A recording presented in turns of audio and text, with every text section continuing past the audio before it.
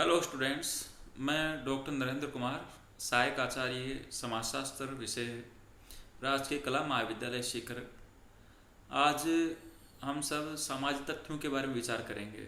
जैसा कि मैंने आपको पहली क्लास में बताया था कि आपके सिलेबस में दुर्खिम के दो विचार शामिल किए गए हैं, जिनमें से एक सामाजिक तथ्य और दूसरा समाज में श्रम विभाजन। ये दो विषय हैं, दो टॉपिक है जो आपके सिलेबस में शामिल है। तो आज हम सामाजिक तथ्यों के बारे में चर्चा करेंगे। दुर्खिम ने सामाजिक तथ्यों के बारे में उनकी जो एक प्रमुख पुस्तक है the rules of sociological method, जिसकी रचना उन्होंने 1895 में की थी, इस पुस्तक में इनका विस्तार से वर्णन किया गया है। यह पुस्तक 6 अध्यायों में विभक्त है और इन 6 अध्यायों में उन्होंने समाजशास्त्रीय अध्ययन पद्धति का विस्तार से वर्णन किया है। और इस पुस्तक का जो पहला अध्याय है वह सामाजिक तथ्यों से जुड़ा हुआ है। उन्होंने सामाजिक तथ्यों को परिभाषित करते हुए लिखा है कि सामाजिक तथ्य हमारे क्रिया करने, विचार करने या अनुभव करने के जो भी तरीके हैं और जो हमारी व्यक्तिगत चेतना के बाहर निवास करते हैं, उन्होंने उनको सामाजिक तथ्य के रूप में परिभाषित किया है। अर्थात दुर्खिम का ये मत है कि समाजशास्त्र में सामाजिक तथ्यों का अध्ययन किया जाना चाहिए। प्रश्न ये खड़ा होता है कि सामाजिक तथ्य होते क्या हैं। इस संबंध में दुर्खिम ने बताया है कि समाज के अंदर वे समस्त बाहरी फोर्स, एक्सटीरियर फोर्स, जो व्यक्ति को किसी विशिष्ट दिशा में क्रिया करने, विचार करने या घटनाओं को अनुभव करने हेतु प्रेरित करते हैं या बाध्य करते हैं, उन सारे फोर्सेस को उन्होंने सामाजिक तथ्य के रूप में परिभाषित किया है। उन्होंने सामाजिक तथ्यों को सोशल करंट यानी सामाजिक धाराएं भी कहा है। ये वे धाराएं हैं, ये वे सामाजिक धाराएं हैं जो व्यक्ति को एक विशिष्ट दिशा में बहाते हुए ले जाती है। तो इस प्रकार दुर्खिम की परिभाषा का अर्थ यह है कि सामाजिक तथ्य समाज के अंदर पाए जाने वाले वे विशिष्ट तरीके होते हैं जो व्यक्ति को विशिष्ट प्रकार से सोचने या कार्य करने के लिए प्रेरित करते हैं और बाध्य करते हैं। दुर्खिम ने सामाजिक तथ्य की कुछ मूलभूत विशेषताएं बताई हैं।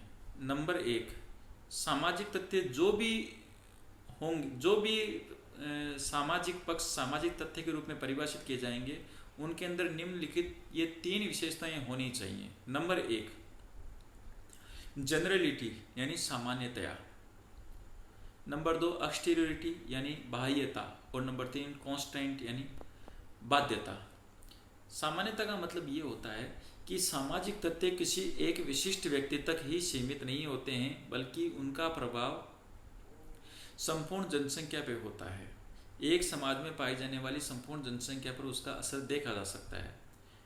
तो इसीलिए सामाजिक तथ्य की एक जो महत्वपूर्ण विशेषता वो सामान्यता को माना गया है। नंबर 2, सामाजिक तथ्य की दूसरी विशेषता बाह्यता है यानी एक्सटीरियरिटी है। इसका मतलब ये होता है कि सामाजिक तथ्य एक बार निर्मित हो जाता है तो उसके बाद में व्यक्ति पर बाहर से दबाव डालता है। ये व्यक्ति के मस्तिष्क पर दबाव डालता है, उसके सोचने की विधि पर प्रभाव डालता है। जिस प्रकार सूर्य हमारे से बाहर होता है, आकाश में चमक रहा है, और वह बाहर से हमारे ऊपर दबाव डालता है कि हम एक विशिष्ट प्रकार से रहें, धूप में बाहर ना निकलें। तो इस प्रकार सूर्य हमसे बाहर है, ठीक उसी प्रकार से सामाजिक तथ्य भी हमारे दिमाग से बाहर है। एक बार जो कुछ भी सामाजिक तथ्य बन जाता है वो हमारे मस्तिष्क से बाहर स्थित होता है और हमारे मस्तिष्क पर एक विशिष्ट प्रकार से सोचने और कार्य करने हेतु बाध्य करता है या प्रेरित करता है। नंबर 3, तीसरी विशेषता सामाजिक तथ्य की जो है वो है बाध्यता। बाध्यता का मतलब ये है कि सामाजिक तथ्य व्यक्ति को एक विशिष्ट प्रकार से सोचने, क्रिया करने के लिए बाध्य करता है, प्रेरित करता है। और अगर व्यक्ति उस विशिष्ट प्रकार से कार्य नहीं करता है या सोचता नहीं है तो समाज उस पर सामाजिक तथ्य, खासतौर से सामाजिक तथ्य उस पर प्रेशर डालते हैं और उसे बाध्य करते हैं कि वो ऐसा करे, नहीं तो समाज उसे आइसोलेट कर देगा। तो इस प्रकार सामाजिक तथ्य की 3 विशेषताएं मैंने आपको यहाँ बताई है। नंबर 1 सामान्यता, नंबर 2 बाह्यता और नंबर 3 बाध्यता। तो ये प्रश्न जब भी आता है तो ये हर बार प्राय पूछा जाता है कि सामाजिक तथ्य किसे कहते हैं और सामाजिक तथ्य की विशेषताएं क्या होती हैं। तो हमें इन तीनों विशेषताओं को याद कर लेना चाहिए। दुर्खिम ने आगे बताया कि सामाजिक तथ्य 2 प्रकार के होते हैं। नंबर 1 सामान्य सामाजिक तथ्य और नंबर 2 असामान्य सामाजिक तथ्य। सामान्य सामाजिक तथ्य का मतलब ये होता है कि ऐसे सामाजिक तथ्य जो समाज के अंदर व्यापक तौर पर पाए जाते हैं और जो व्यापक होने के साथ साथ समाज में उपयोगी भी हैं। तो ऐसे सामाजिक तथ्यों को हम सामान्य सामाजिक तथ्य कहेंगे। और जो जिन सामाजिक तथ्यों के अंदर ऐसी विशेषता नहीं पाई जाती हैं कि वे न तो व्यापक होते हैं और न ही उपयोगी होते हैं, तो वे असामान्य सामाजिक तथ्य कहलाएंगे। जैसे उदाहरण के लिए अपराध एक सामान्य सामाजिक तथ्य है। दुर्खिम ने कहा कि अपराध के अंदर न केवल व्यापकता पाई जाती है बल्कि अपराध की उपयोगिता भी पाई जाती है। व्यापकता का तात्पर्य यह है कि दुर्खिम ने यह बताया कि अपराध संपूर्ण समाज में कहीं ना कहीं किसी न किसी रूप में पाया जाता है। और उपयोगिता का मतलब यह है कि अपराध के कारण समाज के अंदर एक विशेष प्रकार की एकता स्थापित होती है जिसके कारण अपराध उपयोगी बन जाता है। इस प्रकार अपराध के अंदर ये दोनों लक्षण पाए जाते हैं, दोनों विशेषताएं पाई जाती है, इसीलिए उसे एक सामान्य सामाजिक तथ्य के रूप में दुर्खिम ने स्थापित किया है। दुर्खिम ने सामाजिक तथ्य को समाजशास्त्र में किस प्रकार उसकी व्याख्या करनी चाहिए इस संबंध में भी अपने विचार दिए हैं। दुर्खिम ने बताया कि सामाजिक तथ्य की समाजशास्त्रीय व्याख्या के अपने विशिष्ट नियम होते हैं। इन नियमों के रूप में दुर्खिम का मत है कि किसी भी सामाजिक तथ्य की उत्पत्ति का आधार हमें सामाजिक जीवन की परिस्थिति में ही खोजना चाहिए और उसका जो निर्धारक कारण है उसकी खोज हमें पूर्ववर्ती सामाजिक तथ्यों के रूप में करनी चाहिए। यहाँ दुर्खिम का मतलब ये है कि जब भी हम सामाजिक तथ्यों की व्याख्या करेंगे समाजशास्त्र में, तो हमें व्याख्या करते समय सबसे पहले उसकी उत्पत्ति की जाननी चाहिए कि कोई भी सामाजिक तथ्य उत्पन्न क्यों हुआ। सामाजिक जीवन में उसकी उत्पत्ति जानने के लिए उन सारी परिस्थितियों को हमें जानना चाहिए जिनके अंदर वह सामाजिक तथ्य उत्पन्न हुआ, और साथ ही साथ उसके कारणों को जानना चाहिए। तो कारणों की खोज करते समय हमें ध्यान रखना चाहिए कि कोई भी सामाजिक तथ्य निर्वात से पैदा नहीं होता बल्कि वह पूर्ववर्ती किसी सामाजिक तथ्य से ही उत्पन्न होता है। अतः हमें उन पूर्ववर्ती सामाजिक तथ्यों को जानना चाहिए जिनसे हमारा वर्तमान सामाजिक तथ्य उत्पन्न हुआ है। इस प्रकार दुर्खिम ने समाजशास्त्रीय पद्धति की एक व्याख्या की जिनके माध्यम से हम सामाजिक तथ्यों की व्याख्या कर सकते हैं। दुर्खिम ने अपनी इस पुस्तक के अंतिम अध्याय के रूप में कुछ समाजशास्त्रीय प्रमाणों की स्थापना के नियम भी बताए हैं। उन्होंने बताया कि हम जिन भी सामाजिक तथ्यों का अध्ययन करेंगे उन अध्ययन के निष्कर्षों के आधार पर जब हमें प्रमाणों की स्थापना की आवश्यकता पड़ेगी तो हमें तुलनात्मक पद्धति का प्रयोग करना चाहिए।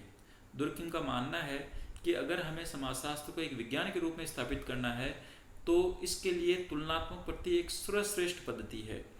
इसीलिए उन्होंने इसे अप्रत्यक्ष प्रयोगात्मक विधि भी कहा है, क्योंकि यह एक वैज्ञानिक पद्धति है और चूंकि यह तुलनात्मक पद्धति है अतः ये अप्रत्यक्ष रूप से वैज्ञानिकता को प्रोत्साहन देती है, जिसके कारण समाजशास्त्र एक विज्ञान के रूप में स्थापित होता है। इस प्रकार समाजशास्त्र में दुर्खिम ने एक जिस पद्धति की स्थापना की, एक अध्ययन पद्धति की स्थापना की, उसके कारण समाजशास्त्र अपनी उत्पत्ति के बाद एक लंबे समय के पश्चात एक विषय के रूप में स्थापित हुआ और एक स्वतंत्र विषय के रूप में विश्वविद्यालयों में पढ़ाया जाना प्रारंभ हुआ। इसीलिए दुर्खिम के इस योगदान के कारण उन्हें समाजशास्त्र में अत्यंत महत्वपूर्ण समाजशास्त्री के रूप में माना जाता है। तो आज ये जो हमने टॉपिक पढ़ा है इसको मैं अगर संक्षिप्त में दोबारा बताऊं आपको, तो हमें सबसे पहले सामाजिक तथ्य की परिभाषा देनी चाहिए। परिभाषा का तात्पर्य यह है कि सामाजिक तथ्य का तात्पर्य यह है हमारे सोचने, क्रिया करने या विचार करने या अनुभव करने के जो तौर तरीके होते हैं जो समाज में पहले से ही प्रचलित होते हैं, हम उन तरीकों से दूर नहीं जा सकते। हमें हर चीज़ को उसी तरह से सोचना होता है, उसी तरह से विचार करना होता है जैसे कि परंपरा से होता आया है। इसलिए ऐसे विचार करने के, क्रिया करने के, अनुभव करने के जो तरीके हैं, दुर्कहेम ने उन्हें सामाजिक तथ्य कहा है, क्योंकि ये परंपरागत रूप से चले आते हैं और व्यक्ति को एक विशिष्ट प्रकार से सोचने के लिए प्रेरित करते हैं, बाध्य करते हैं, और ये संपूर्ण समाज में विद्यमान होते हैं। इसीलिए ज़्यादातर लोग बाग एक ही तरह से सोचते हैं। आगे चल के दुर्कहेम ने इन सामाजिक तथ्यों की कुछ विशेषता बताई। उन्होंने कहा कि सामाजिक तथ्य की 3 विशेषताएं होती हैं। नंबर 1 सामान्यता, नंबर 2 बाह्यता और नंबर 3 बाध्यता। सामान्यता का मतलब संपूर्ण समाज में पाए जाते हैं। नंबर 2 बाह्यता का मतलब ये व्यक्ति की चेतना से बाहर होते हैं लेकिन व्यक्ति की चेतना को प्रभावित करते हैं। और नंबर 3 बाध्यता, यानी एक व्यक्ति को विशिष्ट प्रकार से सोचने के लिए बाध्य करते हैं या क्रिया करने के लिए बाध्य करते हैं। दुर्कहेम ने सामाजिक तथ्यों के 2 प्रकार बताए। नंबर 1 सामान्य सामाजिक तथ्य, असामान्य सामाजिक तथ्य। सामान्य सामाजिक तथ्य का मतलब ये होता है ऐसे सामाजिक तथ्य जो व्यापक होते हैं और उपयोगी होते हैं समाज में, उन्हें उन्होंने सामान्य सामाजिक तथ्य कहा। उदाहरण के लिए अपराध। आगे चलकर उन्होंने सामाजिक तथ्यों की समाजशास्त्रीय व्याख्या के कुछ नियम बनाए। उन्होंने कहा कि जब भी समाजशास्त्रीय तथ्य की व्याख्या की जाए, जब भी सामाजिक तथ्य की समाजशास्त्रीय व्याख्या की जाए तो हमें ये देखना चाहिए कि जिस सामाजिक तथ्य की हम व्याख्या कर रहे हैं उसकी उत्पत्ति किन परिस्थितियों में हुई और उसकी उत्पत्ति किस पूर्ववर्ती सामाजिक तथ्य से हुई। इस प्रकार अंत में दुर्कहेम ने समाजशास्त्रीय प्रमाणों की स्थापना के लिए जब प्रयास किया तो उन्होंने कहा कि हमें तुलनात्मक पत्ति का प्रयोग करना चाहिए। तुलनात्मक पत्ति ही एक ऐसी पत्ति है जिसके द्वारा समाजशास्त्रीय निष्कर्षों को हम वैज्ञानिक स्वरूप प्रदान कर सकते हैं, जिसमें हम पूर्ववर्ती और नवीन सामाजिक तथ्यों की तुलना करके हम कोई ना कोई निष्कर्ष निकाल सकते हैं। इसीलिए उन्होंने तुलनात्मक पत्ति को अप्रत्यक्ष प्रयोगात्मक विधि भी कहा। तो इस प्रकार यह एक दुर्कहेम का महत्वपूर्ण सिद्धांत है जिसकी हमने यहाँ पर चर्चा की। मैं अब आपको इसके संबंध में कुछ प्रश्न, छोटे प्रश्न और क्विज भी दूंगा, तो मैं उम्मीद करता हूँ कि आप लोग इसको पढ़ेंगे और क्विज का आंसर देंगे, और एक PDF नोट्स भी डालूंगा जिसके अंदर आप दुर्कहेम के इस सिद्धांत को विस्तार से जान पाएंगे, समझ पाएंगे। तो आप लोग इसको देखें और वो जो नोट्स हैं उसको पढ़ें, और उसके आधार पर परसों तक क्विज का निर्माण, क्विज में आपको डाल दूंगा, तो आप उसके प्रश्नों का जवाब दें। मैं उम्मीद करता हूँ कि आप लोग क्विज का जवाब देंगे। Thank you.